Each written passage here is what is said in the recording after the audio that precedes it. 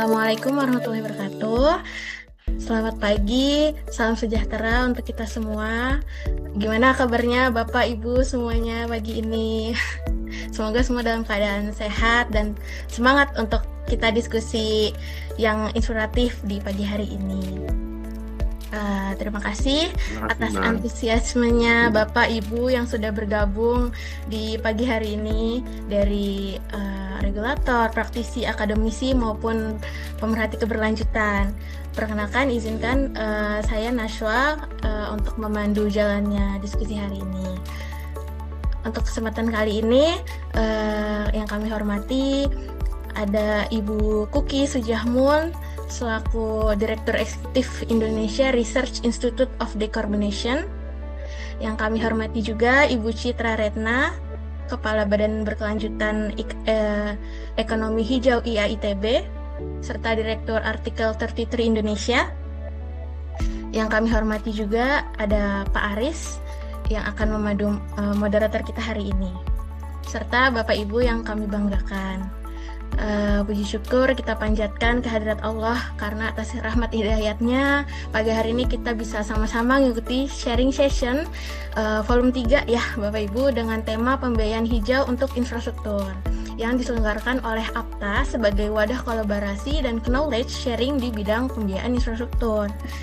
Nah, kegiatan ini juga terselenggara atas kolaborasi dengan Adhikari Foundation, MTI, tentunya IAITB, serta Masyarakat Ekonomi Syariah. Baik, Bapak Ibu yang kami hormati, selanjutnya untuk memulai diskusi kita pagi hari ini, kita sama-sama akan memahami terkait dasar-dasar pembiayaan hijau serta perannya dalam mendukung pembangunan infrastruktur yang berkelanjutan.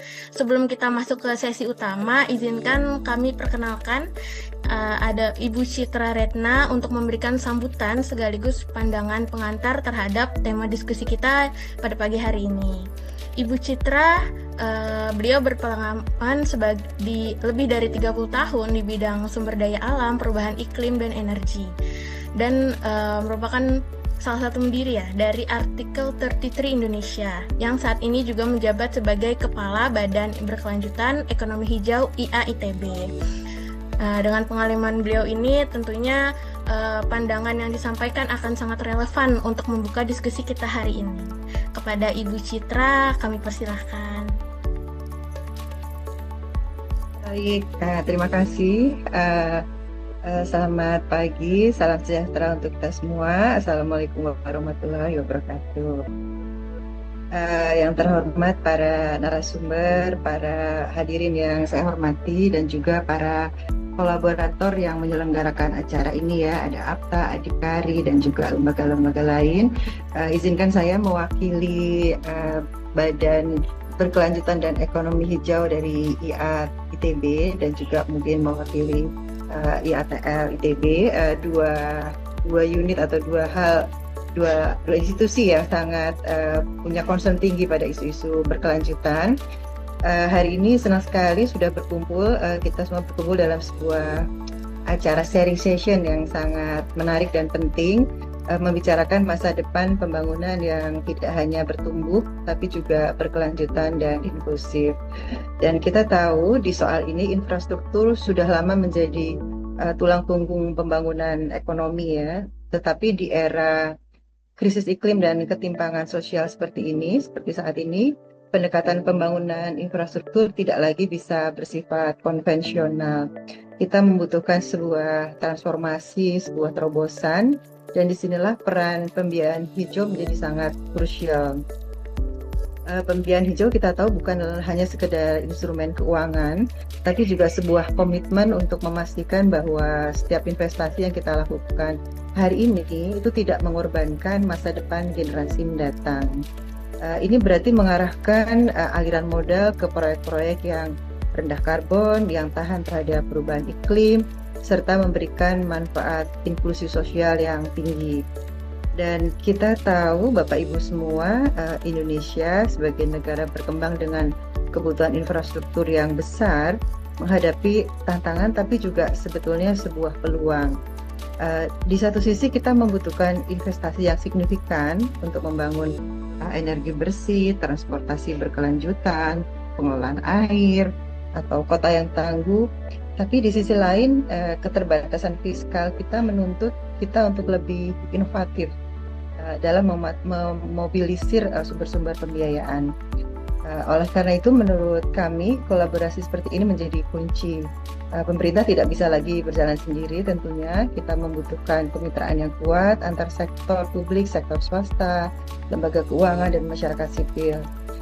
Instrumen itu seperti instrumen seperti green bonds, blended finance, skema pembiayaan berbasis hasil ya atau result based financing itu betul-betul perlu digali dan diperkuat. Gitu. Kita sebetulnya memiliki knowledge yang masih relatif sedikit ya untuk soal-soal ini, dan karena itu sharing session seperti ini sangat-sangat penting. Namun demikian kita juga harus memastikan bahwa pembiayaan hijau tidak hanya berfokus pada aspek lingkungan, tapi juga soal inklusi sosial. Infrastruktur yang kita bangun harus inklusif, membuka akses ekonomi bagi tenaga kerja, perempuan, sektor informal, ataupun wilayah tertinggal.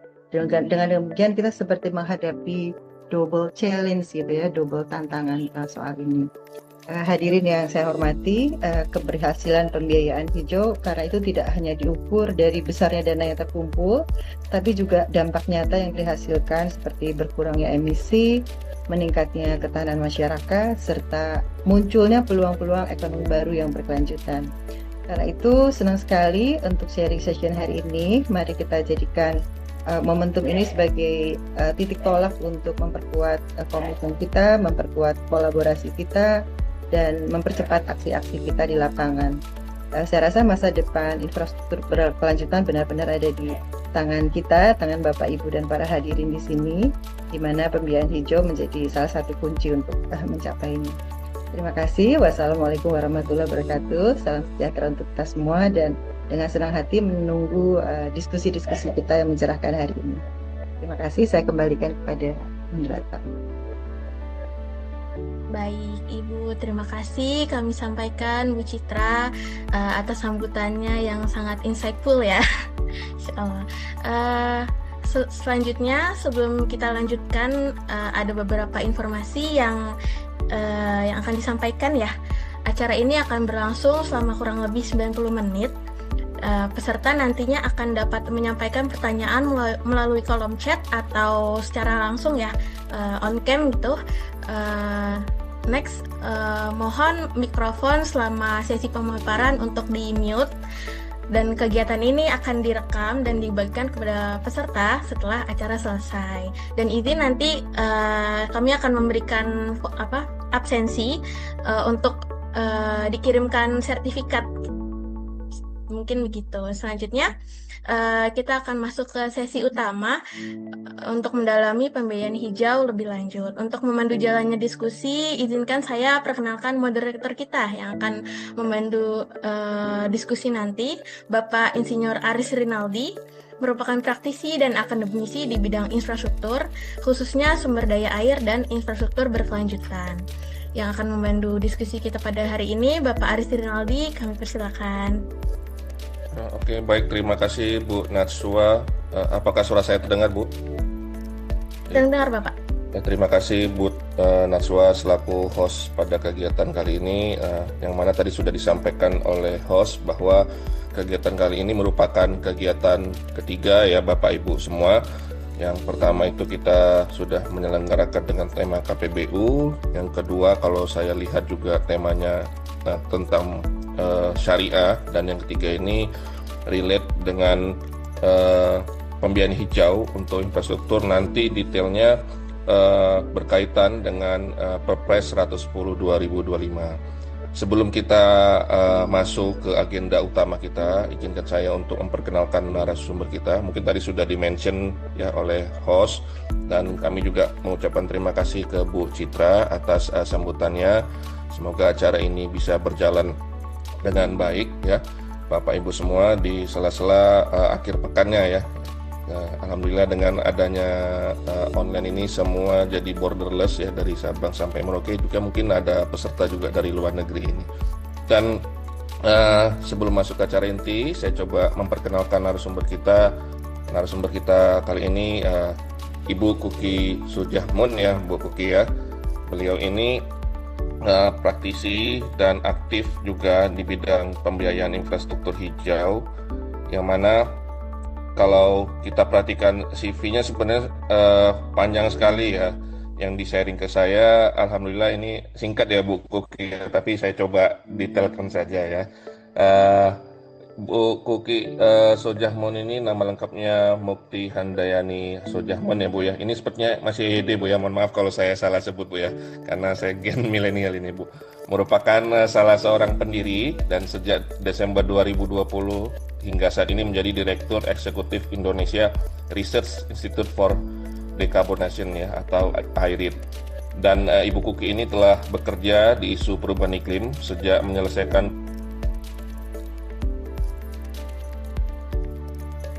kuliah di jurusan 2006, berarti 16 tahun Bu ya. Dan selama ini Ibu Kuki ya kurang lebih 30 tahun ya lebih memfokuskan kerjanya pada analisis, advokasi kebijakan terkait perubahan iklim dan juga diplomasi dan negosiasi internasional iklim. Nah, ini expertise yang spesialis menurut saya pribadi, dan saya mungkin nanti moderator juga perlu banyak belajar dari apa yang disampaikan Bu Kuki ya. Karena ini jarang yang di bidang saya Bu ya, ISDA atau sumber daya air, tapi ini bisa jadi relate topic discussion. Dan tadi sudah disampaikan bahwa mungkin nanti kita pengenalannya lebih spesifik di Perpres 110 2025. Harapan kami nanti Bapak Ibu semua jika ada pertanyaan tadi sudah disampaikan oleh host bisa di kolom chat. Kita seksama mendengarkan paparan dari Bu Kuki. Nanti saya kasih kesempatan juga setelah Bu Kuki menyampaikan paparannya untuk diskusi langsung, mungkin lebih enak nanti tatap mukanya seperti itu. Untuk selanjutnya saya serahkan ke Bu Kuki ya. Bu Kuki, bagaimana Bu Kuki? Apakah sehat Bu? Sabtu minggu ini Bu, mohon maaf mengganggu waktu akhir pekannya Bu ya. Ya, nggak apa-apa. Alhamdulillah sehat. Batuk-batuk dikit lah, biasa lah ya. Kalau di Jakarta kayaknya kalau nggak batuk nggak afdol kabar. Oh iya Bu. Ya silakan ya Bu ya. Oke. Mungkin saya langsung share screen ya, tapi ini belum bisa kayaknya. Mungkin bisa dibantu Bu Naswa, apa bisa all share screen-nya atau dari panitia? Oke, sekarang udah bisa. Oke, sebentar. Terima kasih, sebentar ya. Mudah-mudahan sudah terlihat ya. Sudah Bu, sudah terlihat. Oke. Sebentar saya.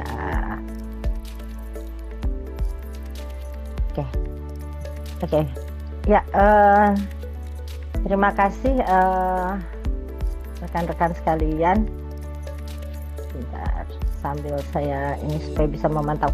Ya, assalamualaikum warahmatullahi wabarakatuh. Selamat pagi semuanya. Dan selamat menikmati akhir pekan yang kalau di tempat saya sih masih cerah nih. Tapi ya nggak pernah tahu ya sekarang kadang-kadang sesiangan panasnya luar biasa. Tahu-tahu dalam waktu nggak sampai 10 menit hujan deras sekali gitu ya. Dan kayaknya itu juga sih, selain tinggal di Jakarta yang udaranya selalu asik, ini juga dengan tiba-tiba dalam sehari bisa hujan panas bergantian beberapa kali dengan ekstrim gitu ya. Mungkin itu juga yang membuat saya bertahan batuk sejak sebelum Lebaran sampai sekarang nggak selesai. Nebeng curhat sedikit nggak apa-apa ya. Jadi terima kasih sekali. Ini awal muasalnya nih saya ceritanya ditodong sama Mas Saiful sih. Kita ketemu kapan ya Mas Saiful ya? Kayaknya lebih dari sebulan yang lalu. Oh ya, sebelum puasa waktu itu. Untuk puasa. Ya kan sebelum puasa ya Mas ya. Untuk ngisi acara dong gitu. Oh boleh. Saya pikir masih nanti gitu. Tahu-tahu saya dikontak sama Mbak Naswa. Bu ngisi. Oke deh gitu. Tapi mudah-mudahan ini saya bisa berbagi Karena saya juga mungkin pengetahuannya nggak lebih banyak sih dari teman-teman sekalian. Boleh ya saya manggilnya teman-teman aja supaya karena weekend jadi supaya agak santai dikit gitu. Uh,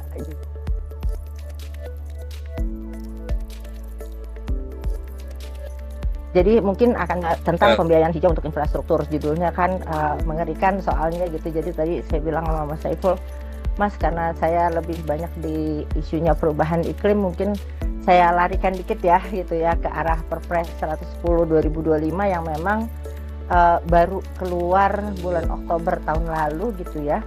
Dan erat juga sih gitu kaitannya nanti dengan pembiayaan untuk mendukung penurunan emisi ini gitu. Nah ini sebenarnya sekedar pemantas ya gitu ya. Karena bicara emisi upaya untuk penurunan emisi kalau nggak ditunjukin gambar emisinya kan nggak afdol gitu ya. Jadi sebenarnya kalau kita lihat teman-teman emisi gas rumah kaca di Indonesia ini kan sebetulnya kalau saya boleh kembali dulu, Indonesia ini sejak 2015 akhir, di mana kita itu ikut dalam persetujuan Paris gitu ya, atau Paris Agreement, kita itu kan menjanjikan akan menurunkan emisi gas rumah kaca kita gitu ya. Yang memang berbeda dengan negara-negara maju, janji kita itu bukan untuk menurunkan terhadap kondisi tahun tertentu gitu. Artinya bukan kondisi tahun tertentu di masa lalu, tapi yang waktu itu kita janjikan adalah terhadap kondisi di masa depan yang tadinya itu emisinya akan terjadi. Misalnya nih waktu itu kita mengatakan target kita ada di tahun 2030.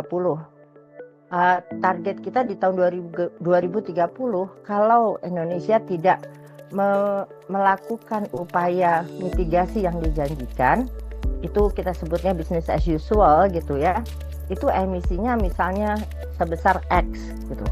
Nah kita menjanjikan kita akan mengupayakan supaya emisi kita itu turun sebesar waktu itu di awal 29% dari X itu. Jadi ada 29% di bawah X gitu ya di tahun 2030. Jadi itu janji kita. 29% itu akan kita capai dengan upaya kita sendiri. Baik itu sumber daya manusia, artinya teknologi, terus pendanaan, semuanya itu kita sendiri. Terus on top of itu kita juga bilang bahwa kalau kita Indonesia dapat dukungan internasional, itu kita akan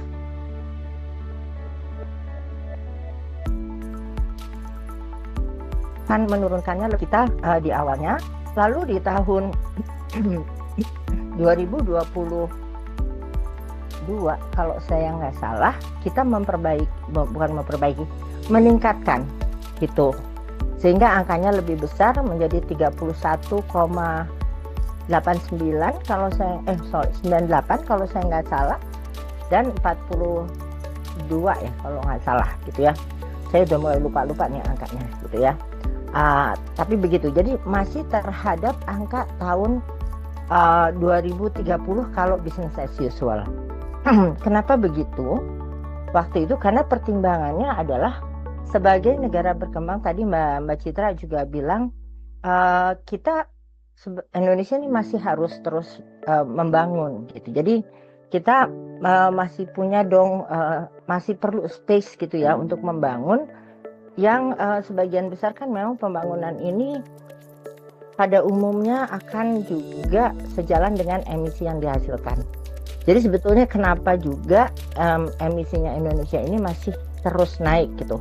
Tapi kalau dilihat teman-teman, ini yang totalnya tuh yang paling belakang ya gitu, kalau di gambar ini yang apa sih warnanya biru tua banget itu di belakang, ternyata tuh fluktuatif gitu. Kalau dilihat lagi, fluktuasinya ini sebetulnya sejalan dengan emisi di sektor holu dan kebakaran hutan. Di sini nggak terlalu kelihatan ya kebakaran hutannya karena ketutupan gitu ya. Tapi ada seperti siklusnya gitu. Jadi biasanya angka-angka yang emisinya itu tinggi, tahun yang emisinya tinggi, itu ada terjadi kebakaran hutan dan lahan. Gitu. Sementara jadi kalau emisi dari hutan dan lahan, dari hutan dan tata guna lahan lainnya serta kebakaran lahan, itu biasanya dia tuh naik turun mengikuti adanya kejadian kebakaran hutan gitu. Tapi yang sebetulnya kalau kita lihat trennya, yang naik terus sekarang ini itu adalah energi gitu. Jadi kalau dilihat di sini energi itu masih terus naik gitu ya.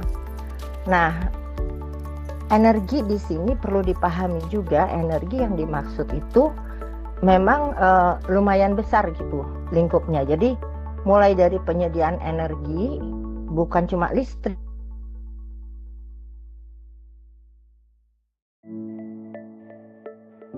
Jadi misalnya sektor tadi itu juga masuk, tapi dari sisi energinya ya gitu, karena kan transportasi itu konsumsi energi ya.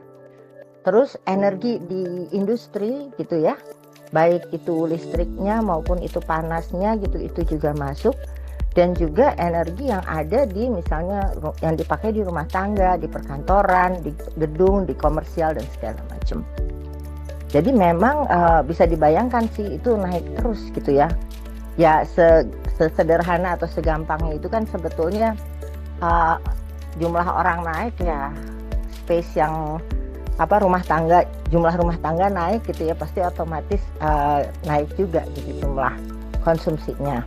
Nah jadi kalau dari gambar ini, dari slide ini bisa dilihat, ini saya tarik yang energi aja gitu ya teman-teman. Memang dia naiknya lumayan nih gitu. Jadi selama periode 2000 sampai 2023 itu kalau dipukul rata gitu ya, itu sekitar 4%.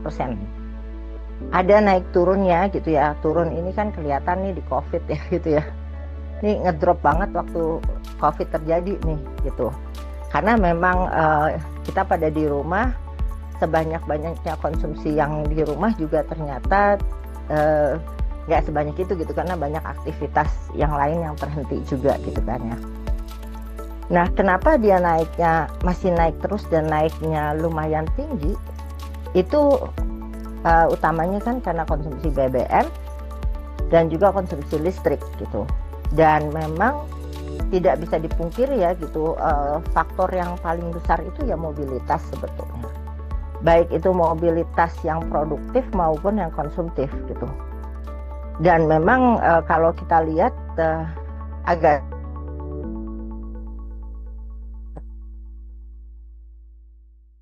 jalan itu berjamaah gitu kan ya, bukannya jalan gitu, kadang-kadang itu pun kita juga kadang sulit gitu untuk mengatakan is it produktif atau konsumtif sih sebetulnya gitu ya, kan kecampur juga gitu ya. Konsumsi rumah tangga juga naik terus gitu, apalagi sekarang misalnya dengan kondisi satu hari cuacanya itu seharian itu panasnya luar biasa gitu, terus nanti tiba-tiba hujan, habis hujan tiba-tiba panas banget gitu kan ya. Jadi orang pun kayaknya nggak ada deh rumah gitu, apalagi di kota-kota besar ya yang nggak pasang AC gitu ya. Jadi kan otomatis konsumsinya pasti tinggi.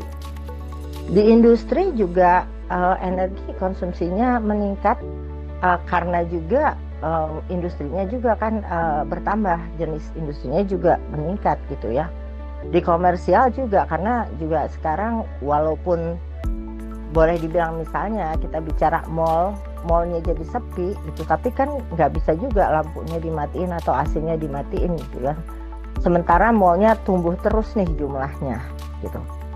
Nah yang lain sebetulnya yang kita juga lihat saat ini, paling tidak bauran energi kita itu memang porsi fosilnya itu tinggi gitu ya. Terus sekarang ini ini agak dilematis sebetulnya teman-teman. Kita tuh diarahkan untuk elektrifikasi gitu ya, termasuk kendaraan gitu, kendaraan elektrifikasi. Iya, di satu sisi cukup banyak juga membantu, terutama untuk kualitas udara perkotaan mungkin gitu ya. Tapi di sisi yang lain, kalau kita bicara misalnya emisi gas rumah kaca, itu juga masih apa? Iya dan tidak gitu ya. Kenapanya? Karena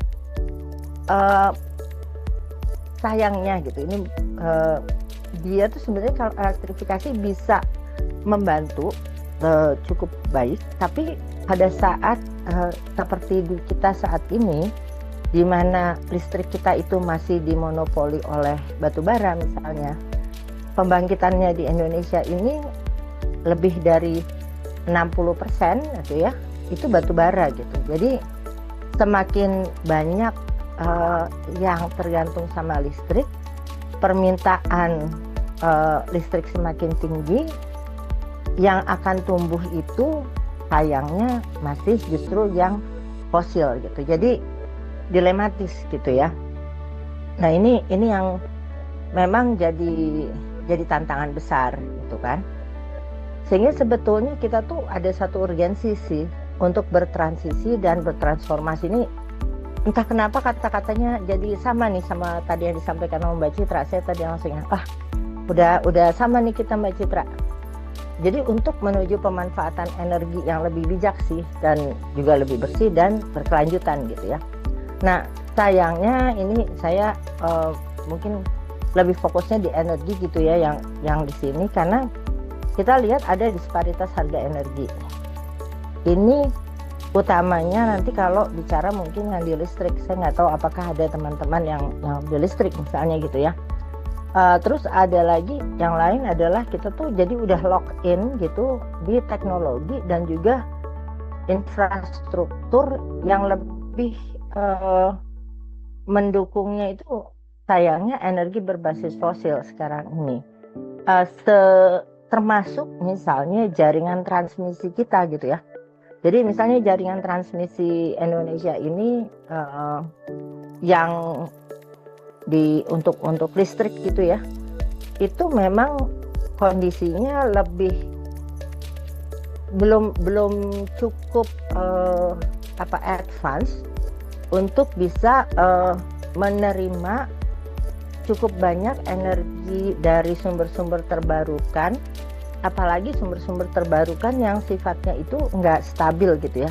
Kalau kita bicara misalnya sumber terbarukannya itu dari matahari, solar panel, itu kan dia nggak terus ya, nggak stabil gitu, dia ada fluktuasinya gitu ya.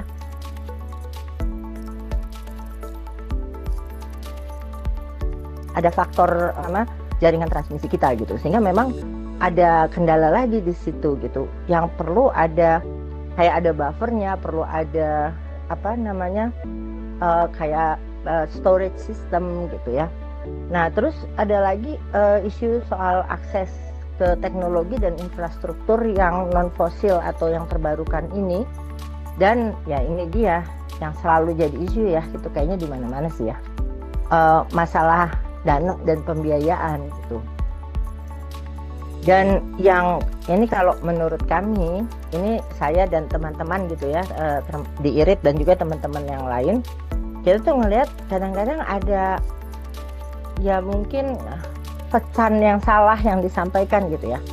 Selalu ada kayak yang ini kita dananya terbatas nih, jadi kita perlu bijak gitu. Fosil tuh murah loh, energi terbarukan mahal, jadi udahlah stay dengan fosil aja. Apalagi kita punya banyak fosil gitu, kita habisin aja dulu, murah punya banyak, habisin aja dulu. Nah, mendingan gitu daripada kita sekarang mahal dan segala macam gitu, apalagi nggak punya duit gitu ya kan.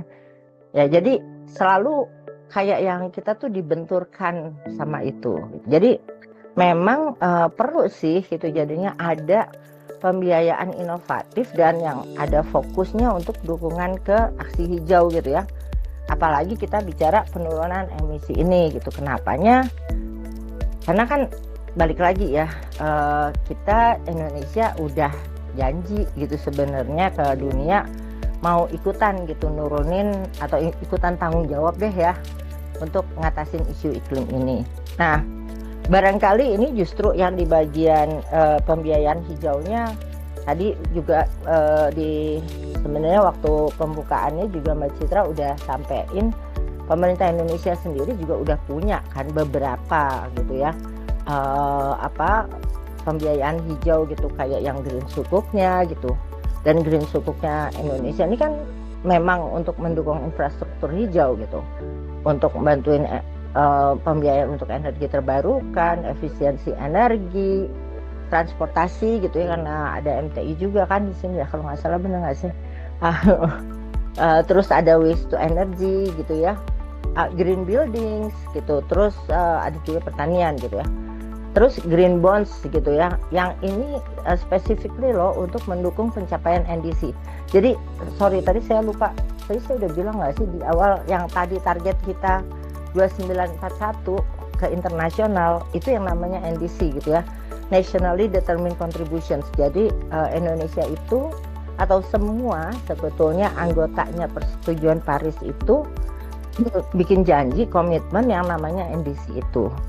Jadi kita tahu bahwa untuk implementasi itu yang nggak murah, perlu biaya. Tapi kan sebetulnya kalau dulu waktu kami berproses Persetujuan Paris itu di awal itu di waktu negosiasi awalnya kita tuh ngelihat NDC ini sebetulnya sebagai perencanaan pembangunan gitu ya. Karena ini kan kita ngelihat gimana sih di 2030 itu kondisi kita gitu dalam pembangunan, tapi kita ngelihatnya tuh kita mau melakukan pembangunan dengan emisi yang lebih rendah. Kan kalau kita katakan ya, misalnya bikin perencanaan pembangunan yang RPJMN, RPJPN kan ada, tetap gitu kita udah bikin untuk 5 tahunan, untuk 25 tahun ya kalau RPJPN gitu. Nah, NDC itu sebetulnya kayak RPJMN atau RPJPN, RPJMN lah lebih tepatnya, tapi 2 RPJMN gitu karena dia 10 tahun, tapi dengan ada target emisinya gitu. Jadi oke, kita melakukan pembangunan dalam 10 tahun, tapi emisinya tuh segini loh gitu. Nggak cuma, kita mau berhasil mencapai ekonomi pertumbuhan sekian persen gitu ya. Saya nggak nyebut angka takut, tapi emisinya juga sekian loh gitu. Jadi nggak artinya nggak cuma ekonomi sekian at whatever cost gitu, enggak gitu ya, kayak gitu. Jadi makanya memang dalam tanda petik seharusnya ini bisa diterjemahkan gitu dalam perencanaan pembangunan nasional gitu ya. Terus ada juga SDG bonds yang termasuk Green Sukuk yang untuk infrastruktur yang dikeluarkan tahun 2018 gitu ya. Yang ini juga waktu itu ada retailsnya kan ya. Terus ada juga yang blue bonds gitu. Kalau yang blue bonds ini ya belakangan kan Indonesia mengeluarkan blue ya, enggak segala macam warna harus keluar gitu ya. Dulu ada green, sekarang ada blue gitu. Enggak tahu habis ini ada warna apa lagi yang keluar gitu. Nah, ini yang mungkin yang di Indonesia gitu ya. Di internasional itu sebetulnya juga ada gitu ya mekanisme pembiayaan yang juga bisa diakses sebetulnya oleh siapapun, tapi memang mekanismenya itu biasanya harus lewat berjenjang dan basisnya itu kayak proposal base gitu. Kayak Green Climate Fund ini dia misalnya ada satu entitas yang ingin mengakses dananya, dia harus menyampaikan proposalnya gitu ya. Terus ada entitas yang sudah ditunjuk itu beda-beda gitu. Jadi di Indonesia itu ada seingat saya PT SMI misalnya. Tapi PT SMI itu hanya bisa mengeluarkan atau menyalurkan dana sampai angka tertentu gitu. Jadi mungkin kalau dananya yang diperlukan itu katakanlah lebih dari itu nggak bisa lagi PT S&P gitu. Tapi harus nanti cari, misalnya seingat saya ada juga, kalau saya nggak salah ada UNDP, ada apa yang lain-lain gitu. Nah ini mekanismenya ada sendiri nih si Green Climate Fund. Ada lagi yang lain, Global Environmental Facility, sama juga dia juga ada elemen yang untuk infrastrukturnya, tapi dia perlu co-financing dari pemerintah gitu. Dulu tuh Jakarta, DKI Jakarta itu ada tuh sempat GEF untuk transportasi, jadi livable cities ya, termasuk transportasinya gitu. Itu sama Pemda DKI waktu itu gitu. Nah, tapi dia tuh perlu co-financing gitu dari pemerintah. Jadi dan itu saya nggak tahu sekarang berapa ya. Kalau seingat saya dulu itu dari GF-nya 1, dari pemerintahnya tuh 6 gitu. Jadi 1:6. Gede gitu ya. Tapi dia bisa in kind. Nah, tapi ini kan memang proses yang mungkin lain lagi gitu ya. In terms of level beda.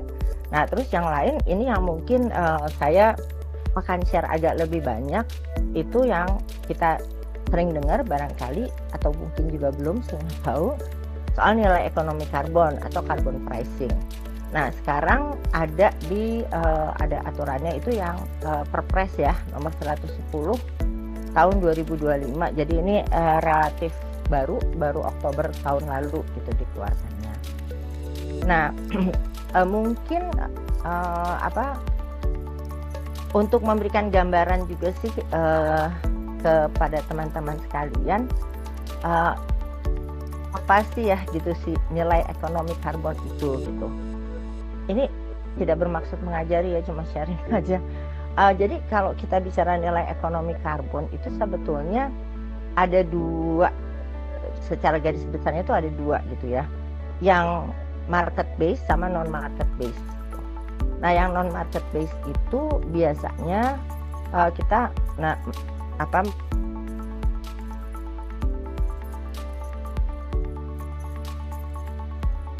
mengenalnya ada dua, yang tadi Mbak Citra juga sempat sampaikan gitu, yang result based payment atau result based financing. Tentunya sebagai yang non pasar dia itu nggak ada jual beli lah ya gitu. Jadi nggak ada jual beli itu artinya si unit karbonnya atau penurunan emisinya itu nggak akan berpindah tangan gitu ya. Nah kalau pajak karbon atau pungutan atas karbon, kita itu tidak bisa berhitung berapa banyak penurunan emisi yang terjadi gitu. Kenapanya? Karena yang dilakukan itu kan orang membayar berdasarkan emisi yang dia hasilkan gitu. Jadi dia makin banyak dia mengemisikan, makin banyak dia bayar aja gitu ya. Jadi keputusan orang untuk menurunkan emisi itu nanti akan tergantung dari apakah pajaknya itu atau pungutannya itu mahal apa enggak gitu. Kalau misalnya pajak atau pungutannya itu murah ya selama orang mampu bayar, orang akan bayar lah kasarnya gitu kan. Kalau saya boleh ambil contoh, misalnya di Singapura itu mereka sudah menyampaikan gitu ya ke publiknya, karena yang kena itu sebenarnya kan bukan masyarakat umum tapi instalasi gitu ya. Jadi per instalasi yang kalau saya nggak salah emisi setiap tahunnya itu 25.000 ton CO2 ekuivalen atau lebih, itu mereka harus bayar gitu.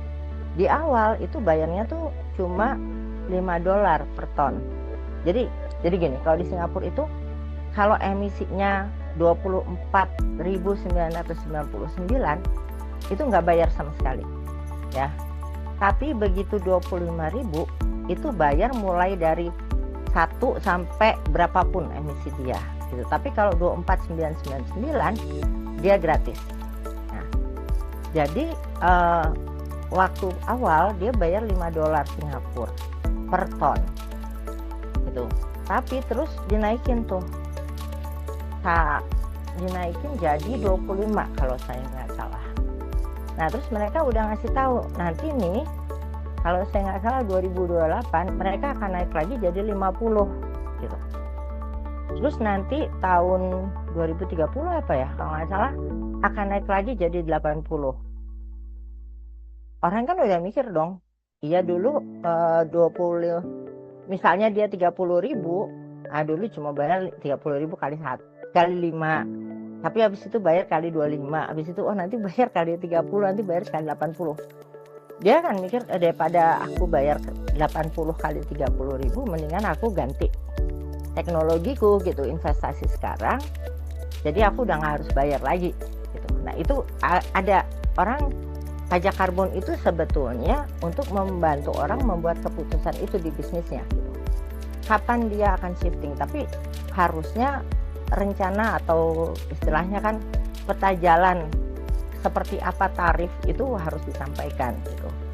Nah tapi kita nggak bisa berhitung tuh berapa penurunan emisi karena keputusan itu akan dilakukan oleh masing-masing pada saat dia ada di titik yang ini kemahalan buat aku, mendingan aku ganti teknologi gitu. Dan titik di mana mahal atau enggak kan masing-masing ya. Nah, revenue-nya untuk pemerintah tentunya gitu. Jadi di satu sisi ini akan membantu pemerintah untuk dapat revenue. Revenue-nya harusnya gitu ya dipakai untuk membantu aksi iklim. Jadi ini mungkin yang bisa jadi sumber pembiayaan hijau.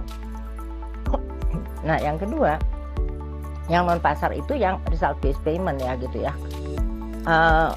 Namanya juga result based. Jadi udah harus ada hasil dulu. Jadi kebalikannya, di sini kita udah pasti tahu nih penurunan emisinya berapa. Nah, dia harus bisa nunjukin dulu penurunan emisinya sebelum dia bisa dalam tanda petik nagih pembayarannya. Tantangannya adalah untuk dia bisa menurunkan emisi, dia perlu dana. Ya kan nggak mungkin juga gitu nurunin emisi pakai nggak tahu sulap gitu kan, nggak mungkin gitu ya. Jadi kan perlu itu yang juga kadang-kadang jadi tantangan.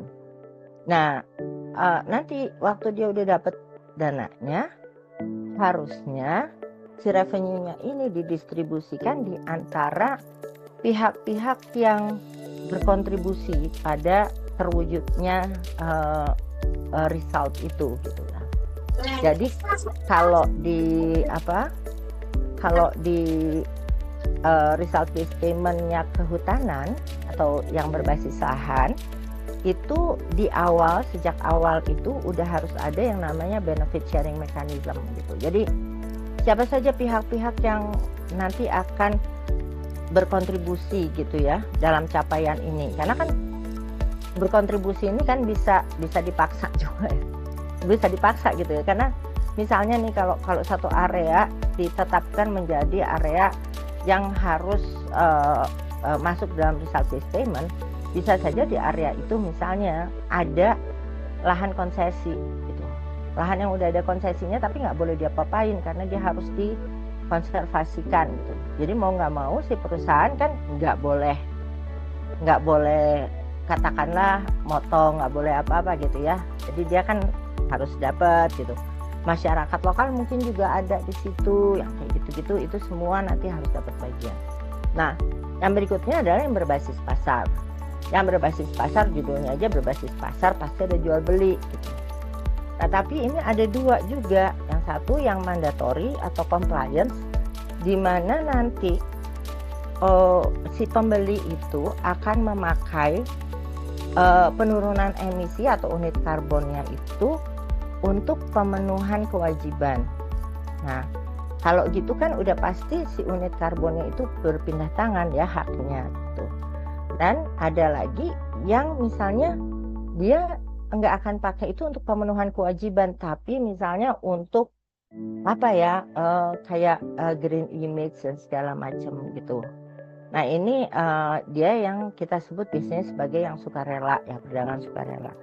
Dan kalau bicara dari sisi areanya gitu, ada yang domestik dalam negeri, ada yang terjadinya di internasional. Maaf ya, ini kelamaan nggak sih aku? Ada beberapa lagi nih, nggak apa-apa ya? Nggak apa-apa Bu, nggak apa-apa, lanjut Bu. Semakin seru Nggak ini. apa ya? Oh, bener ya? Ya, Kalau semakin seru. kalau udah bosen tolong dibilangin. Soalnya aku kalau udah ngomong nggak bisa berhenti nih. Oh, nggak apa-apa Mas Bu. Saiful udah tahu. Siap Bu, lanjut Bu. Nah, oke. Nah, terus kita bicara di mungkin karena kita lebih bicaranya, aku nggak akan bicara dari sisi yang satunya. Jadi gini, maaf, di Perpres 110 pada saat kita bicara perdagangan karbon gitu ya, atau nilai ekonomi karbon, saya balik dulu deh yang tadi. Sebetulnya tiga-tiganya ini, jadi pajak atau pungutan atas karbon, result based payment, dan yang berbasis pasar atau perdagangan karbon ini ada diatur di dalamnya gitu ya. Tapi kan kalau pajak atau pungutan atas karbon ini ranahnya Kementerian Keuangan, kan pajak namanya juga ya, pungutan gitu ya. Jadi ini memang nanti Kementerian Keuangan lah yang akan atau harusnya keluar dengan aturan main gitu. Maaf ya, benar. Nah, yang result based payment atau result based financing sejauh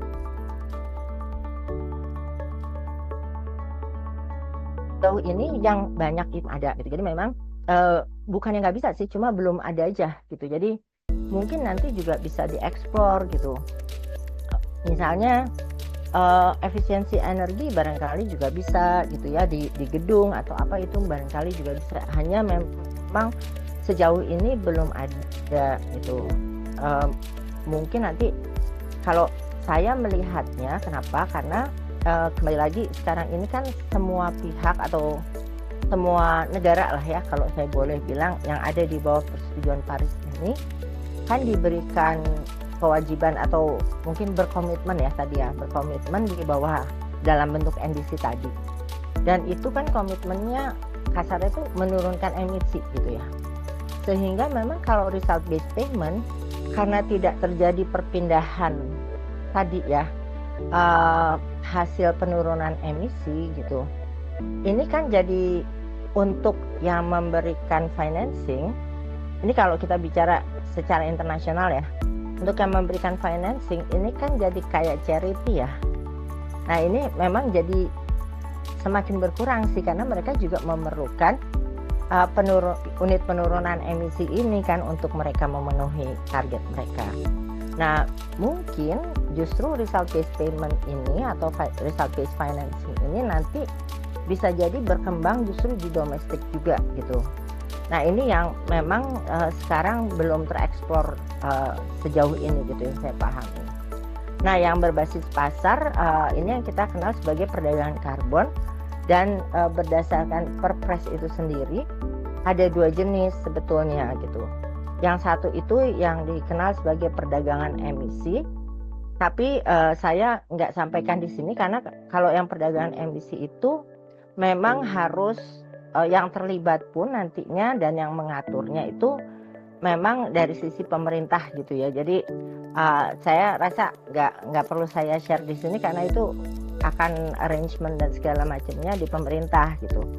Nah yang kedua adalah offset emisi GRK ini gitu, sehingga yang saya sampaikan di sini lebih ke yang offset emisi GRK atau pengimbangan emisi GRK. Jadi ini apa sih sebetulnya? Sebetulnya itu aktivitas yang dilakukan yang dia akan nurunin emisi, terus nanti hasil penurunan emisinya, mungkin ini ya konsepnya gitu ya. Nah ini konsepnya, jadi kalau kita punya satu kegiatan yang tadinya emisinya lumayan tinggi gitu ya, jadi ada kegiatan ini kita sebut sebagai baseline project gitu ya, nanti ada emisinya sebagai baseline emission. Terus kita akan melakukan intervensi gitu kan. Intervensinya entah mengganti teknologi kah, mengganti bahan bakar, mengganti bahan baku, apapun. Nah, nanti kan karena ada penggantian itu emisinya turun gitu ya. Sehingga emisi dari proyek mitigasinya itu kan akan lebih kecil. Nah, selisihnya inilah yang nanti dengan siklus ada prosesnya gitu ya. Nanti yang akan keluar menjadi yang namanya unit karbon. Tapi sebelum saya bicara soal siklusnya, mungkin di Perpres sendiri memang disampaikan nih ada pengaturannya sedikit gitu. Jadi di Perpres disampaikan bahwa dengan adanya Perpres ini nanti si yang peran dari ini ya, kementerian juga jadinya lumayan besar nantinya gitu. Tapi yang penting adalah bahwa offset ini tadi yang seperti yang saya sampaikan sebenarnya bisa dilakukan oleh mereka yang tidak dikenai kewajiban. Yang kena kewajiban itu siapa? Yang kena kewajiban itu adalah mereka yang nanti harus ikut dalam perdagangan emisi. Jadi kalau contohnya sekarang ini perdagangan emisi sudah terjadi di pembangkitan listrik. Jadi pembangkit listrik pembangkit listrik yang sekarang itu setahu saya harusnya tahun ini itu semua yang berbasis fosil itu sudah wajib gitu. Kalau sebelumnya kan hanya masih yang batu bara gitu ya. Tapi harusnya sih mulai tahun ini itu yang semuanya gitu, yang gas, yang minyak, yang diesel, ya, semuanya tuh harusnya udah gitu. Nah, yang di luar itu, misalnya yang yang terbarukan gitu, itu bisa. Terus transport itu bisa, gitu-gitu ya. Jadi itu. Nah, terus nanti di unit karbonnya itu bisa diperjualbelikan ke siapa gitu? Ke peserta ETS, karena ke peserta, saya bilangnya ETS, perdagangan emisi, karena perdagangan emisi ini sebenarnya kalau di luar di internasional itu kita kenal sebagai ETS, Emission Trading System gitu. Nah, kenapa? Karena peserta ETS atau perdagangan emisi ini kan dengan kewajibannya dia tuh harus memenuhi istilahnya kuota emisi yang diberikan. Kalau dia nggak bisa memenuhi itu, jadi istilahnya kalau emisi realnya dia lebih tinggi daripada kuota yang diberikan, dia kan harus mencari kuota tambahan gitu ya, atau dia harus mencari offset sehingga emisi yang realnya dia itu bisa diimbangi dengan si offset ini gitu. Jadi dia bisa beli offset dari sini gitu ya. Atau si offset ini juga bisa diperjualbelikan ke pelaku usaha lain yang memang katakanlah dia ngelihat oh ini kayaknya saya udah ketinggian deh nih. Karena ada kan juga misalnya beberapa usaha yang mungkin dia punya istilahnya chain internasional yang mereka memang dari headquarternya dibilangin harus kayak gini loh, itu kan ada ya. Atau juga ada masyarakat yang pengen beli kan sekarang ada tuh yang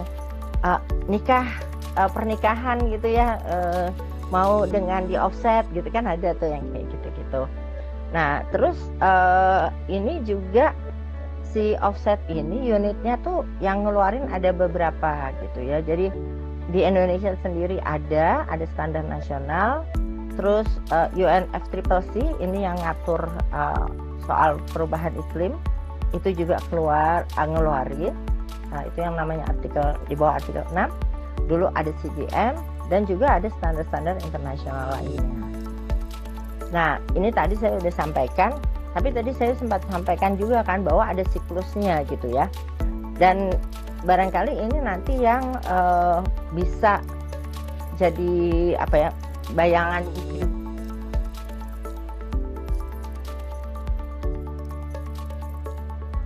juga gitu untuk berpikir untuk mengakses carbon market ini gitu.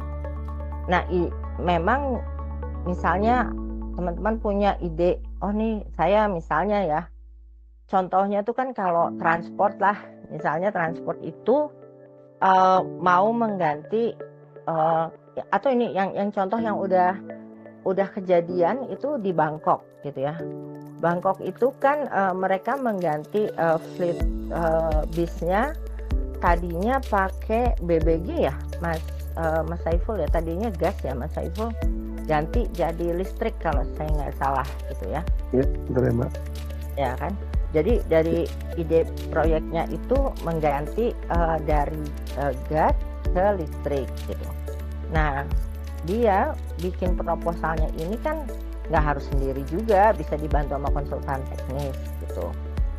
Si proposal ini nanti yang akan atau harus dilakukan validasi gitu oleh validator, yang validatornya ini harus independen dan terakreditasi.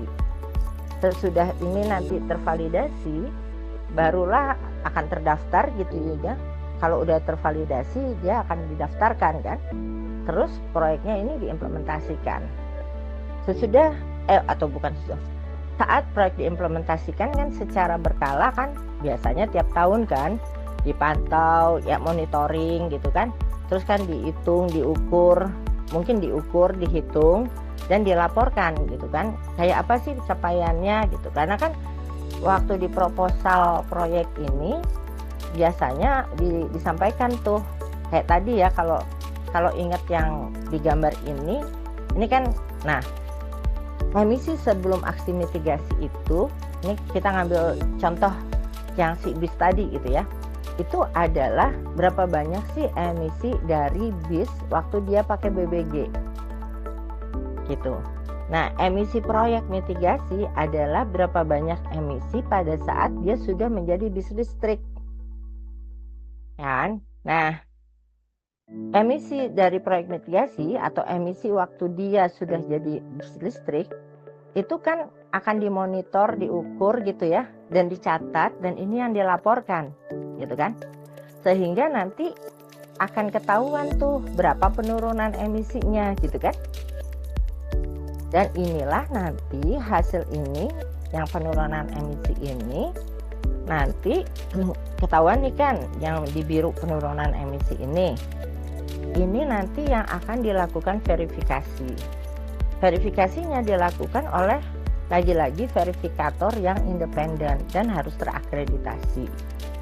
Kalau sudah dapat dan hasilnya ketahuan, sebentar sebelum batuk.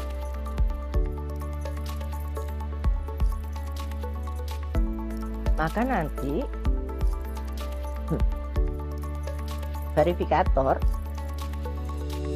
akan menyampaikan ke lembaga yang menerbitkan sertifikat itu, sehingga nanti sertifikatnya diterbitkan. Setelah sertifikat ini terbit, maka si yang punya proyek nih, dia bisa memutuskan lah gitu ya, sertifikatnya mau dipakai sendiri kan, bisa buat offset internal dia, atau mau dia jual, bisa domestik, bisa internasional. Bentar. Nah, bicara internasional menambah kompleksitas. Ini perdagangan tadi kan ada domestik, ada internasional. Kalau domestik relatif lebih mudah ya gitu ya. Di Indonesia perdagangan domestik itu bisa dilakukan secara langsung. Jadi misalnya saya dengan Mas Aris gitu langsung kita jual beli gitu bisa. Bisa juga dilakukan melalui bursa karbon gitu. Bursa karbon itu juga mereka punya empat channel gitu ya.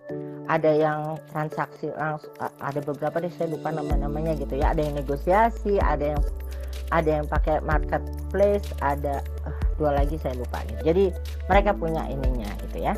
Nah, tapi ada juga yang tadi kan perdagangan, dan satu lagi, kalau dia dilakukan perdagangannya itu domestik, itu kan pada dasarnya selama dia domestik loh ya, itu tidak akan mempengaruhi status NDC Indonesia gitu kan ya, karena kan Indonesia gitu.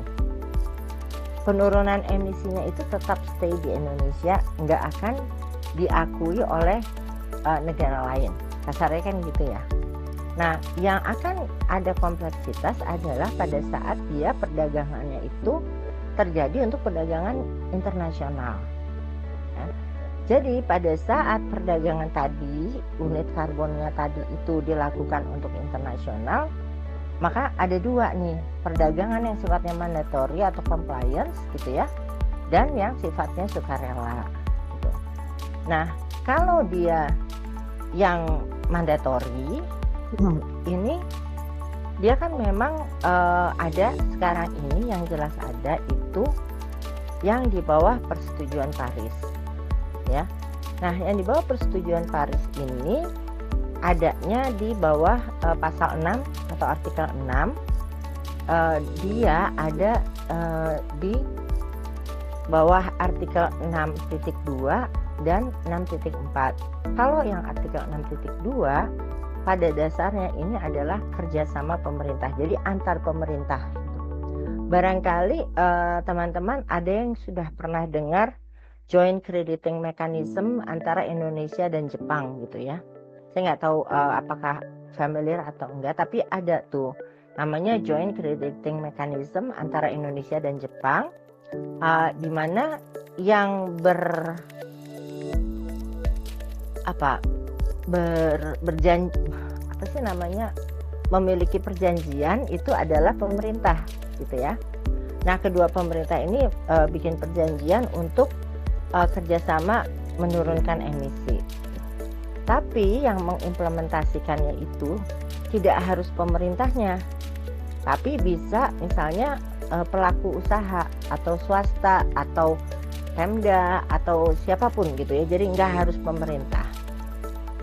Cuma nanti yang akan terjadi, yang harus terjadi adalah semua tetap channelnya ke pemerintah gitu ya, tetap satu pintu.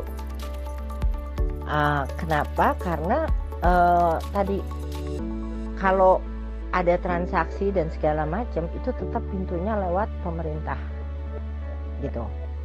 Sementara kalau yang satunya yang di kanannya, yang mekanisme di bawah artikel 6.4 itu prosesnya itu bisa langsung, mau Pemda, mau swasta, mau siapa, bahkan kelompok masyarakat itu bisa langsung apply, dan prosesnya ini terpusat di UNFCCC gitu ya. Aturan mainnya juga satu gitu, terpusat.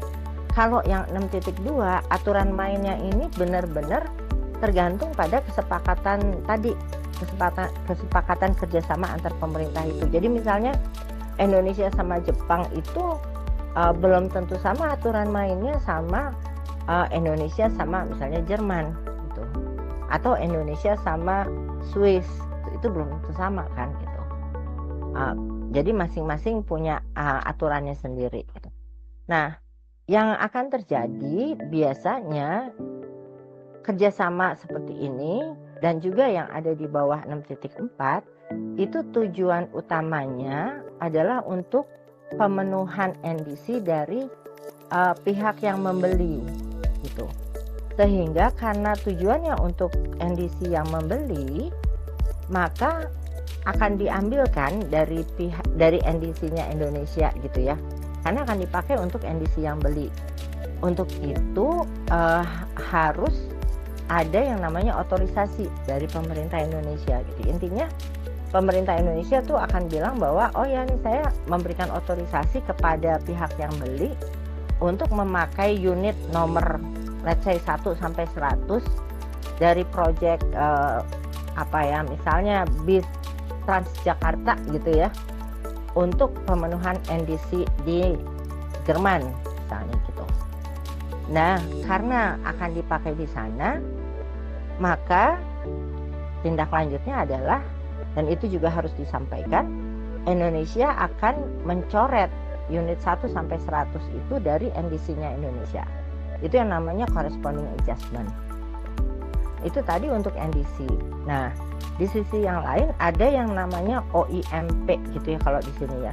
Other International Mitigation Purposes. Tuh. ini sekarang ini mungkin ada juga di antara teman-teman yang udah pernah dengar ada yang namanya CORSIA. CORSIA ini sebetulnya upaya di aviasi internasional. Karena kan aviasi ini kan susah ya, kalau yang internasional kan lintas batas ngitungnya tuh gimana gitu ya.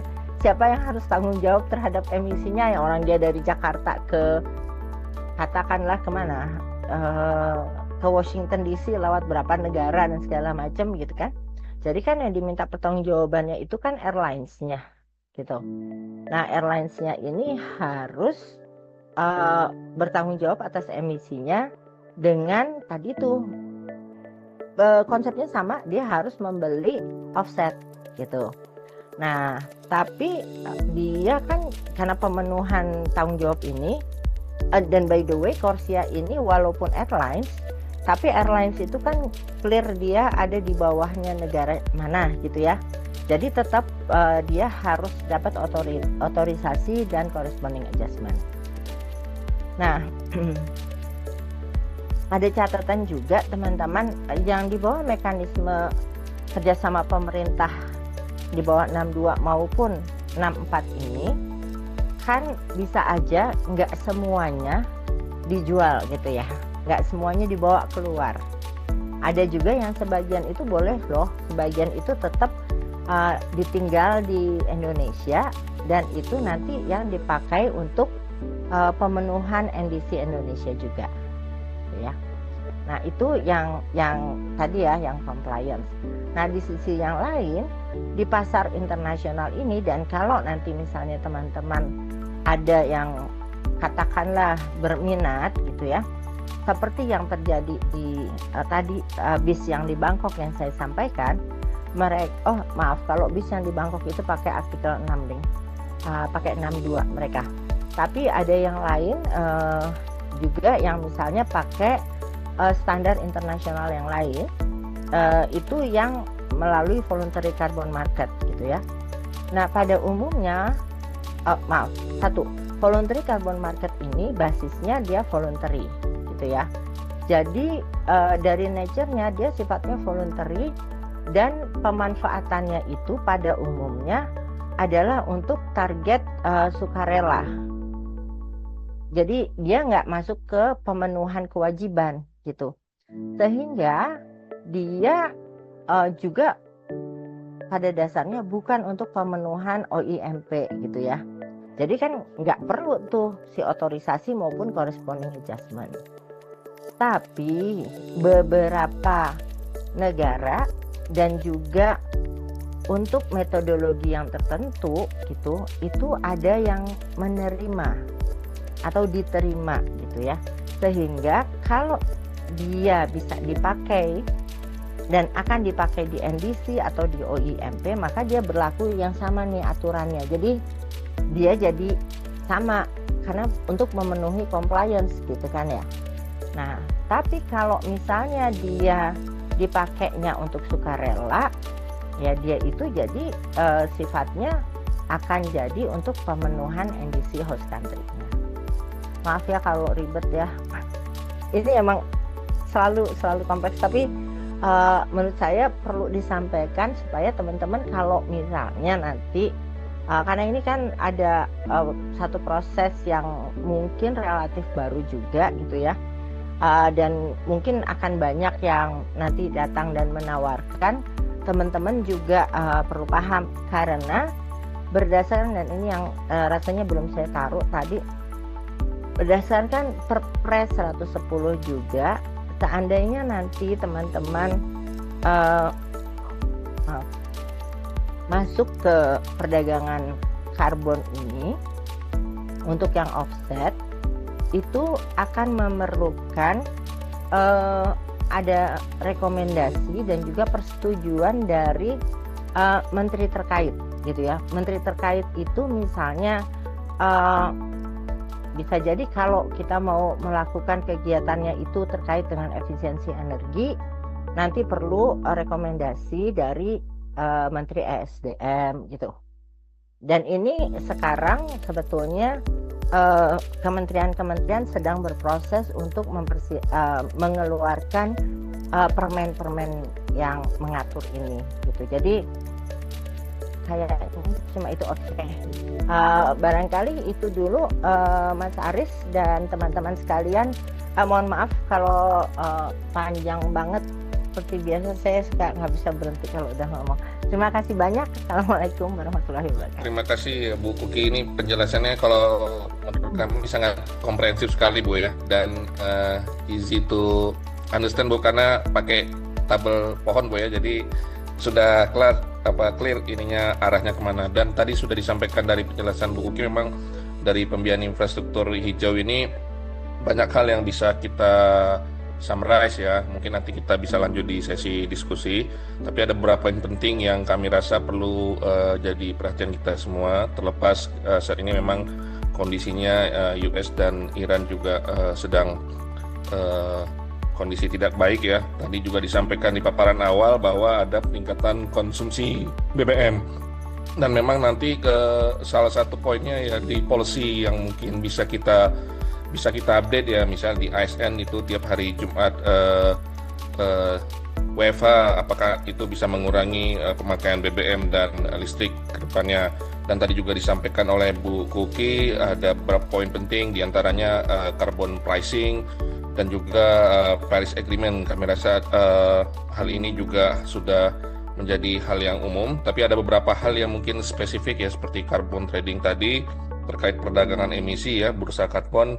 Nanti Bapak Ibu bisa bertanya langsung ke Bu Kuki, kira-kira dari yang disampaikan tadi perlu kita bahas lebih lanjut di sesi diskusi ini atau seperti apa. Dan di sesi terakhir tadi juga Bu Kuki sudah menyampaikan bagaimana perdagangan karbon internasional ya. Jadi menurut kami penjelasannya sangat komprehensif sekali, disertai dengan tabel. Tapi tadi ada yang bertanya untuk bahan paparan, saya rasa nanti ya Bapak Ibu atau teman-teman semua kita coba masuk ke sesi diskusi. Nah, untuk yang ingin bertanya, kami rasa bisa langsung on hand saja ya, raise hand, biar kita tatap muka saja pertanyaannya. Jika belum, mungkin nanti kita baca yang dari sesi chat ya Bapak Ibu semua atau teman-teman semua. Saya rasa sudah clear sekali ya Bu Kuki ya. Saya juga tadi banyak dapat insight, oh ternyata seperti ini ya. Apalagi tadi ada instrumen-instrumen pembiayaan sukuk ya Bu Kuki ya. Mungkin itu juga buat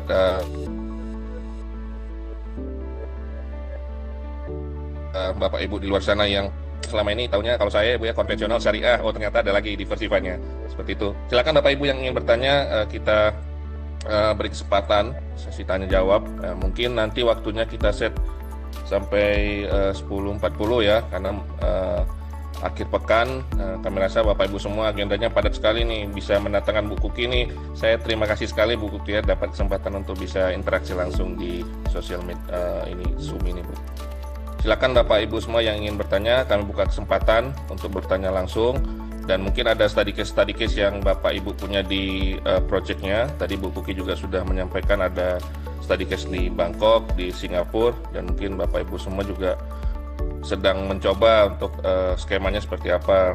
Terlepas aturannya memang ini sudah berjalan juga ya perpresnya ya Bapak Ibu semua. Silakan jika ada yang ingin bertanya Bapak Ibu semua. Halo Pak Aris. Ya silakan langsung open ya, silakan Pak Iman, nanti boleh jelasin nama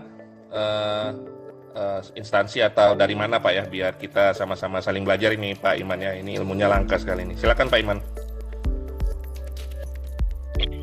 Baik Pak Aris, lingkungan tapi masih relawan gitu ya di Kabupaten Cianjur sebagai anggota Forum Komunikasi Daerah Aliran Sungai. Kemudian di Jawa Barat juga untuk segmen Sungai Cibareno Bu, di Cianjur dan Jawa Barat gitu. Nah bagi aktivis isu ini sih sudah cukup lama ya Bu Kuki. Jadi kita ngobrol-ngobrol semampunya gitu, apa sih gitu, mencoba menerawang apa sih itu emisi, apa itu carbon trade gitu. Jadi masih abstrak ya 5 tahun yang lalu gitu. Pertanyaan saya mungkin apakah materi ini itu sebenarnya berjalan sangat lambat gitu atau memang bagaimana gitu ya ke depannya. Ini masih abstrak nggak ya bagi masyarakat, mungkin masih abstrak gitu Bu Buki, jadi masih. Nah, sampai ke level masyarakat itu seperti apa materi atau konsep seperti ini gitu. Terutama mungkin kalau daerah aliran sungai itu kan juga ada itunya gitu, budaya hulu ke hilirnya itu ada bagian-bagian mana yang bisa masuk ke dalam konsep ini gitu. Itu satu Bu. Yang kedua, pembiayaan hijau ini masih abstrak gitu.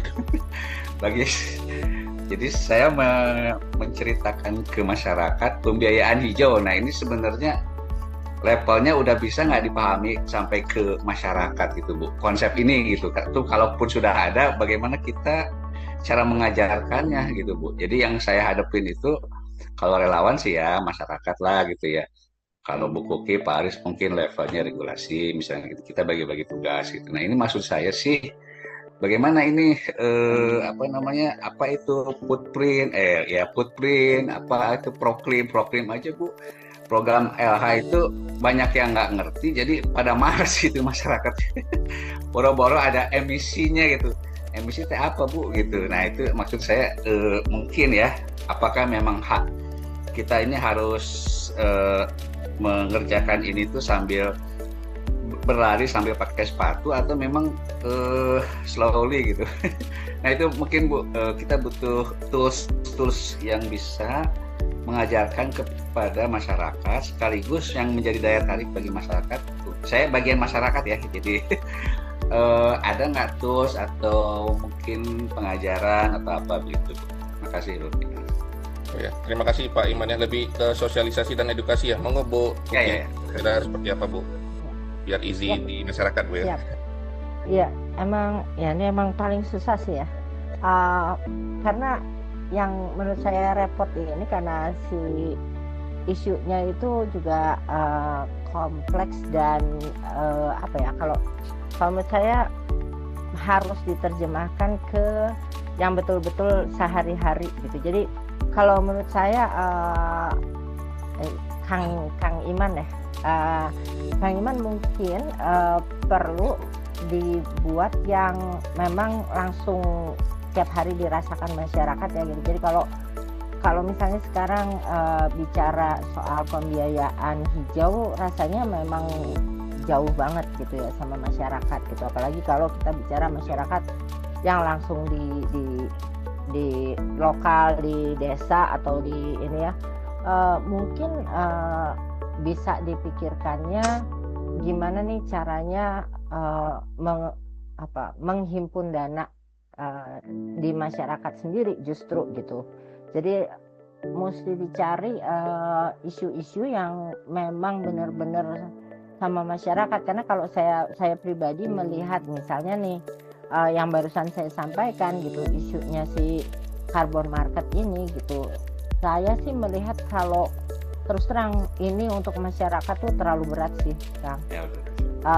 Karena apa? Karena bahkan untuk katakanlah ya usaha yang kecil dan menengah aja itu aja lumayan berat sih kalau menurut saya, karena biaya yang perlu ditanggung dan segala macamnya itu juga terlalu berat gitu ya, karena memang ini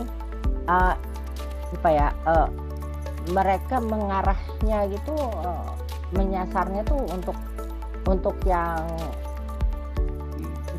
skalanya lumayan besar gitu. Kalau skala kecil pun akan terlalu berat. Jadi saya melihatnya mungkin yang bisa dilakukan justru yang aktivitas sebenarnya si proklim ya, mungkin memang proklim kadang-kadang yang saya lihat ini urusan bahasa ya Kang.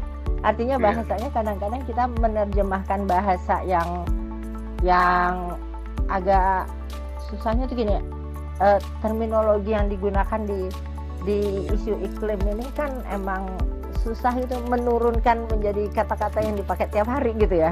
Nah itu sih saya rasa mungkin mangga kalau misalnya mau ngobrol kapan-kapan dengan senang hati saya boleh kok di email atau di WA. Ya Bu. Kalau mau ngobrol ya, Bu. siap. ya pelan-pelan aja Bu.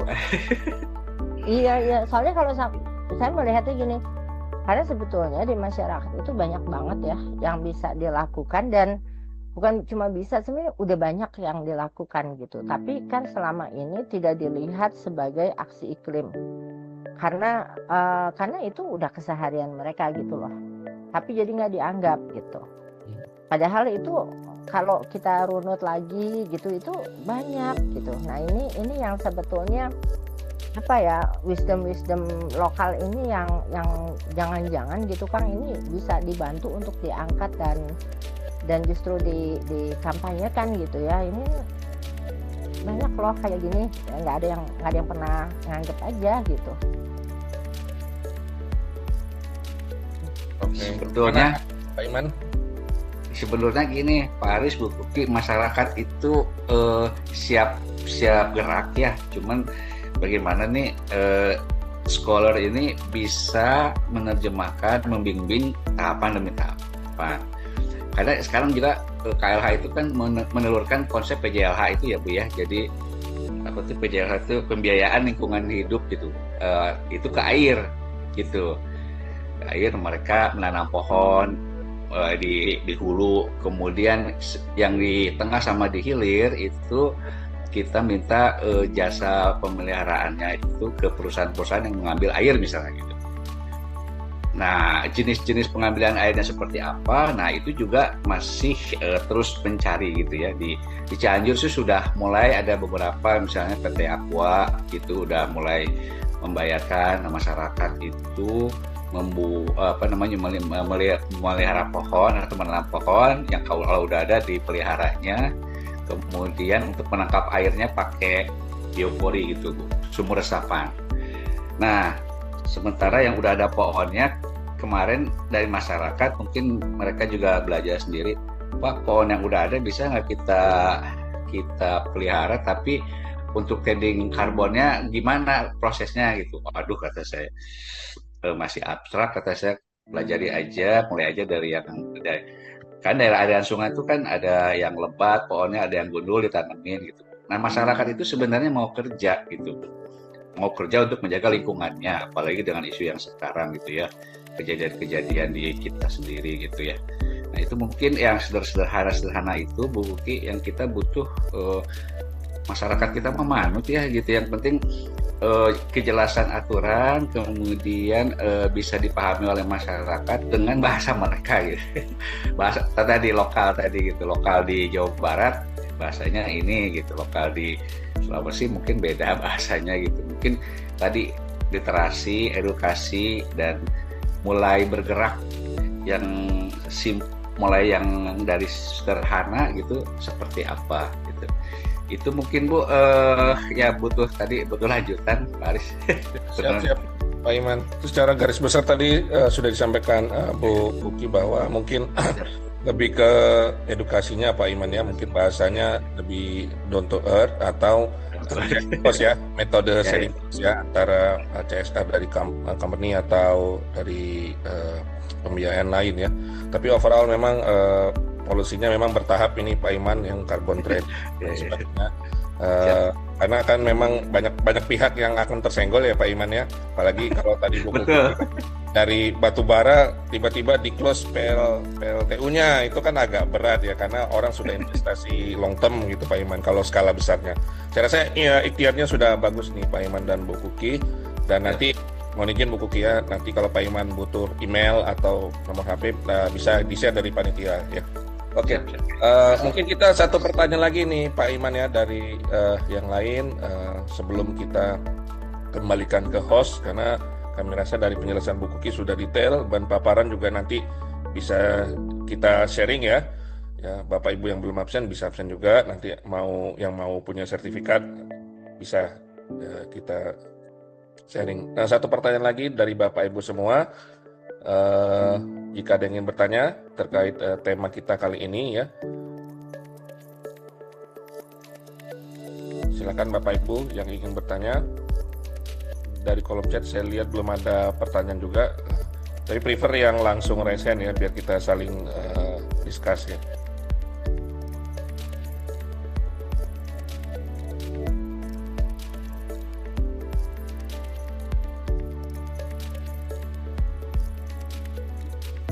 Bagaimana Bapak Ibu jika ini tadi Pak Saiful ya?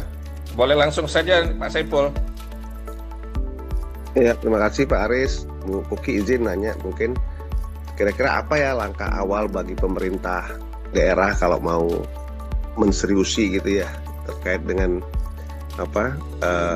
upaya-upaya mengakses pembiayaan hijau atau mengejar target-target gitu ya, karena mungkin ada dokumen yang harus disiapkan gitu yang levelnya strategis kayak apa harus masuk RPJMD gitu atau harus ada dokumen tertentu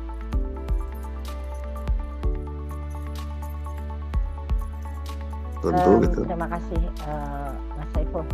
Ini pertanyaannya berat nih, soalnya saya juga nggak pernah di sini. Tapi kayaknya kalau yang itu harus nanyanya kayaknya ke yang bagian pembiayaan langsung ya Mas. Tapi mungkin kalau saya bisa share dari yang saya tahu ya, kalau misalnya tadi ngomongin yang dari GCF, GF atau yang karbon ya yang saya lebih familiar kali ya Mas ya. Kalau misalnya kita bicara GCF atau GF itu sebenarnya kan memang pure ini proposal ya kalau yang dua itu gitu.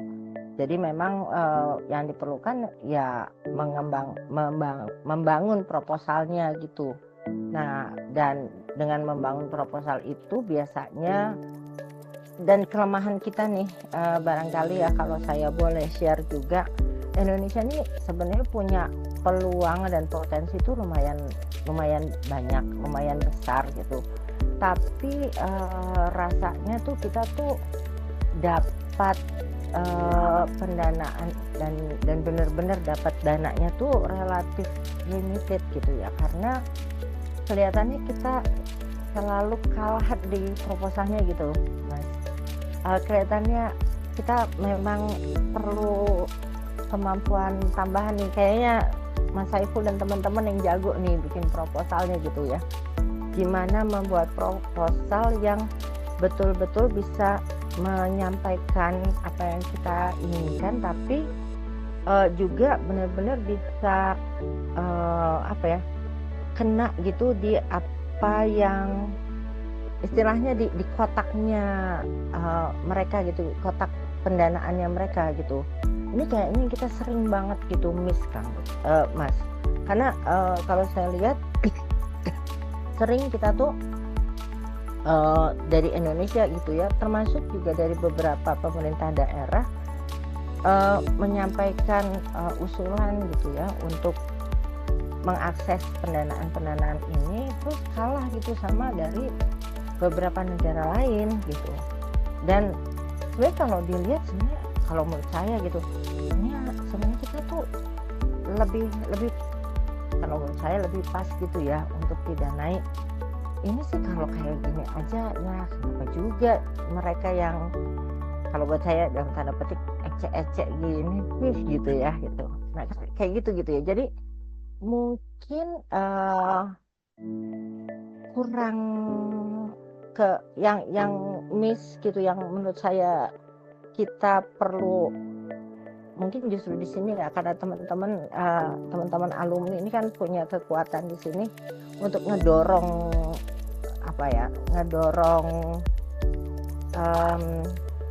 dan saling membantu gitu untuk berbagai pihak, Pemda dan segala macam, membuat proposal yang menjual dan bisa bunyi gitu.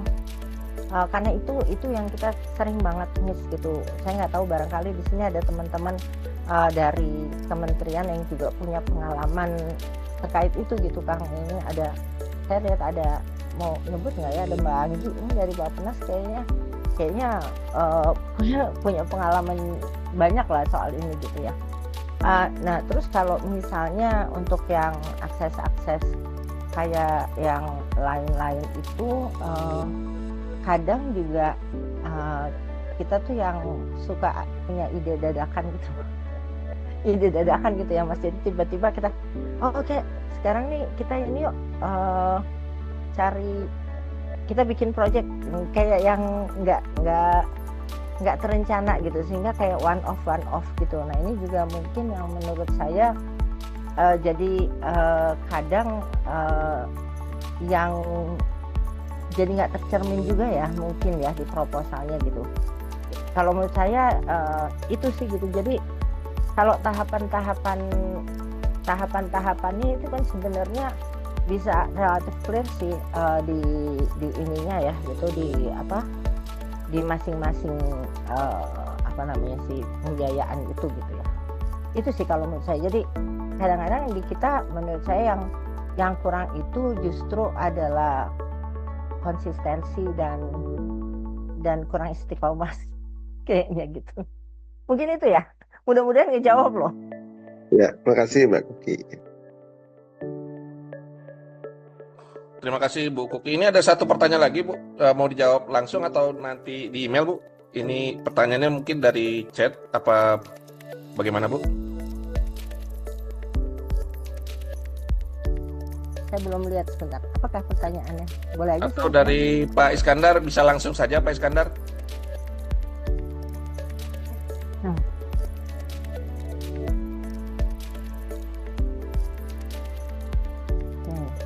Pertanyaannya terkait ini Bu Kuki, ya.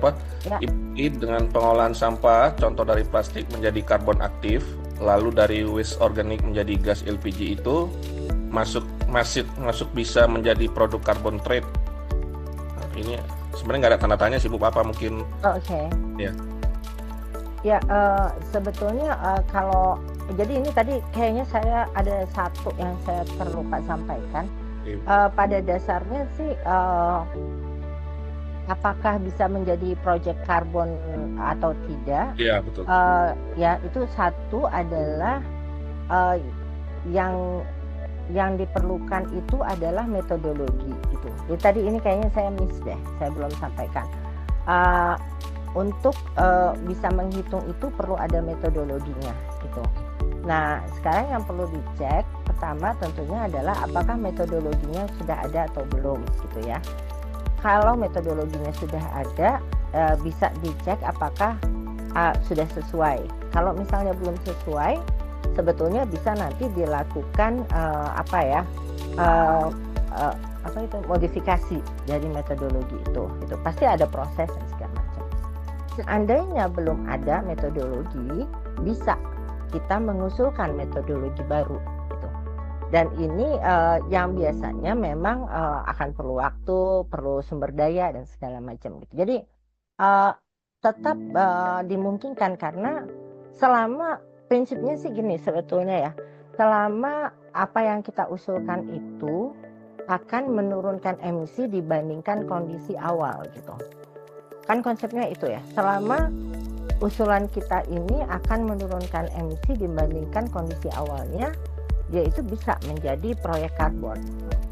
Nah, nanti biasanya pada saat usulan kita tadi divalidasi gitu ya, tadi kan ingat ya di siklus itu kan awal sekali proposal itu akan divalidasi tuh. Nah waktu divalidasi di situ akan dilihat apakah misalnya metodologinya itu sudah ada atau belum, atau sudah tepat atau belum, data-datanya itu sudah sesuai atau belum, karena mungkin akan dilihat juga misalnya data ini tuh iya nggak sih, sesuai nggak sih untuk kondisi Indonesia gitu. Karena kan misalnya kita pakai metodologi yang metodologinya itu iya bisa dipakai, tapi katakanlah di Swedia gitu ya, belum tentu applicable di Indonesia misalnya gitu. Itu terus aspek lain lagi adalah ada yang namanya additionality. Additionality itu pada dasarnya adalah pembuktian bahwa kalau nggak ada proyek yang kita usulkan, reduksi emisinya itu tidak akan terjadi. Gitu. Itu ada beberapa tipe itu additionality itu. Ada dari sisi finansial, jadi misalnya karena memang intervensi itu mahal banget.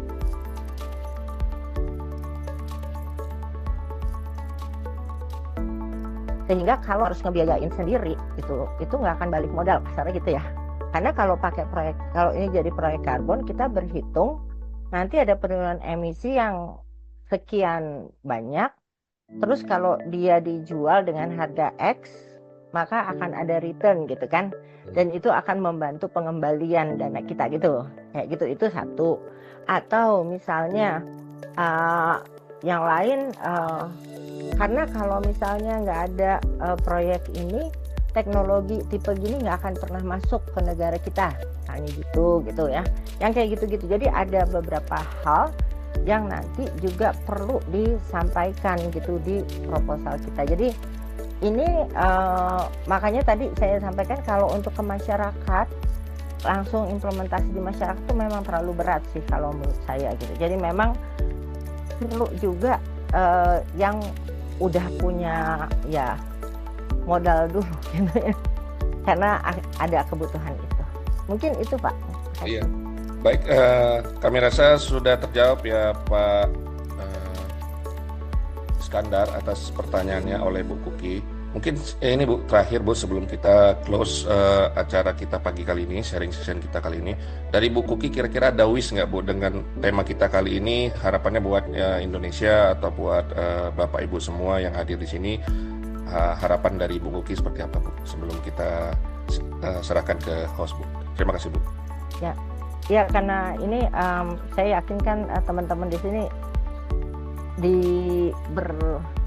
berkegiatan di banyak tempat gitu ya, dan karena semuanya hadirnya di sini, saya yakin semuanya juga peduli pada isu keberlanjutan gitu.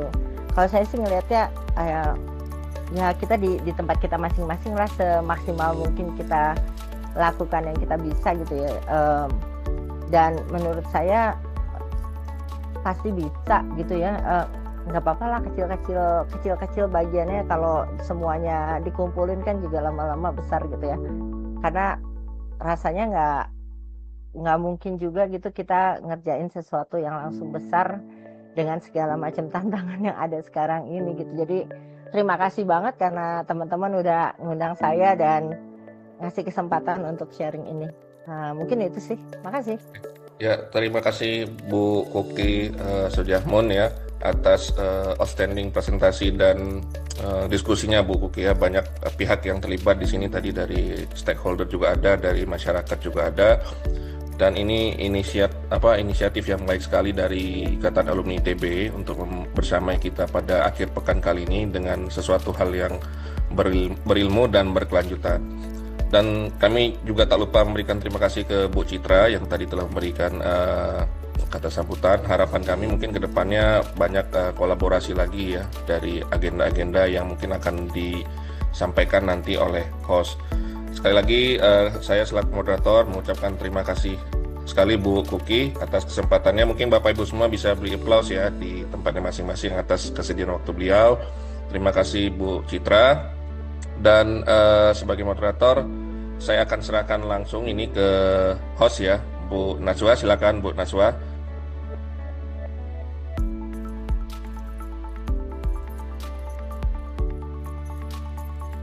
Bu Najwa. Baik Bapak. Ya, silakan ya Bu Najwa ya. Ya. Terima kasih banyak kepada Pak Aris selaku moderator kita hari ini, juga Bu Kuki atas sharing dan diskusi yang sangat insightful ya. Alhamdulillah. Terima kasih juga kepada Bapak Ibu yang sudah ikut berpartisipasi dan aktif selama sesi diskusi hari ini. Sebagai informasi, diskusi kita hari ini direkam ya, dan nanti akan dibagikan via YouTube channel Akta. Jadi bagi Bapak Ibu yang mau lihat versi full dari diskusi sharing session sesi 1 sampai dengan hari ini, bisa kepoin di YouTube Akta Indonesia. Nantikan sharing session selanjutnya yang keempat di bulan Mei nanti, kira-kira insya Allah akan diadakan tanggal 9 Mei. Spill dikit nih, temanya itu tentang pembiayaan alternatif untuk pengembangan infrastruktur pendidikan tinggi dan saintek. Jadi siap-siap jangan sampai kelewatan. Kalau perlu tandain di kalender dari sekarang gitu ya. Menariknya untuk diskusi nanti insya Allah akan diisi juga oleh Profesor Fahmi, calon rektor dari ITERA. Begitu. Nah, sebelum kita akhiri diskusi kita hari ini, kita mungkin sesi foto kali ya untuk dokumentasi. Kepada Bapak Ibu boleh untuk menyalakan kamera. Nanti kita ya screenshot ya untuk dokumentasi. Boleh nyalain kameranya.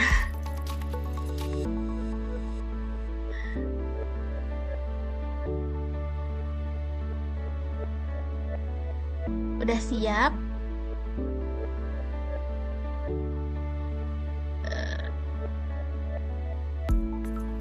Wah, sudah tampak wajah-wajahnya. Oke ya. Dalam hitungan ke 3. 1, 2, 3.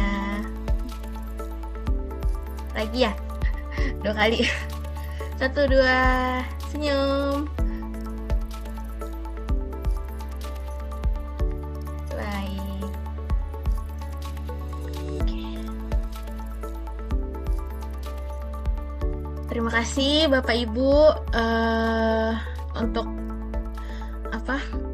untuk mengikuti diskusi kita hari ini. Ya, jangan lupa bagi yang belum mengisi form absensi boleh diisi, nanti akan kami kirimkan sertifikat ya untuk telah mengikuti webinar kita hari ini. Jangan lupa kalau nggak mau ketinggalan, jangan lupa follow Instagram Apta Institute ya. Jadi nanti akan kita posting tuh next webinar nantinya. Begitu, mohon maaf, saya selaku host mohon maaf apabila ada salah kata selama acara berlangsung. Saya undur diri. Assalamualaikum warahmatullahi wabarakatuh. Waalaikumsalam. Pamit ya. Terima kasih Bu Kuki. Ya. Sama-sama. Terima kasih Bapak Ibu semua. Terima kasih Bu Kuki, Bu Citra, Naswa.